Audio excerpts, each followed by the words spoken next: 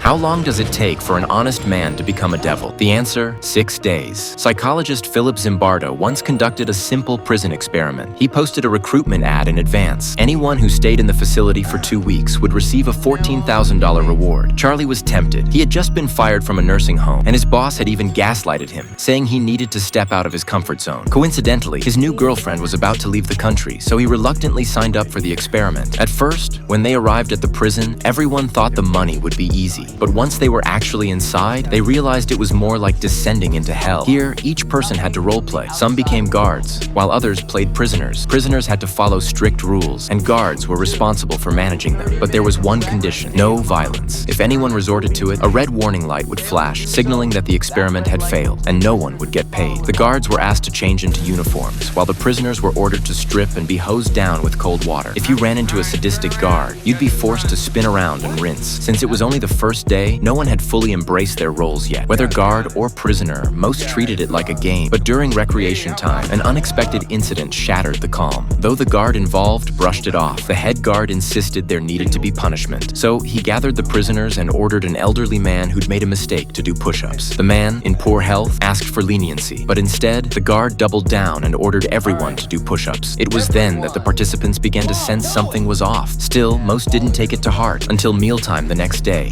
when emotions finally boiled over. The food was burnt, sticky, and disgusting, barely fit for pigs. Charlie couldn't stomach it and tried to throw it away, but the guard ordered him to eat every last bite, claiming it was written in the rule book. Charlie, who had never endured such humiliation in his life, lost his temper and hurled the leftovers at the guard. The other prisoners followed suit, boldly provoking the guards, thinking they were protected by the no-violence clause. What they didn't realize was that humiliation can be even more brutal than violence. That night, the guards stormed in with fire extinguishers. Charlie was still groggy when they dragged him out and cuffed him to the bars. He glared at the guard in front of him, not knowing this was only the beginning.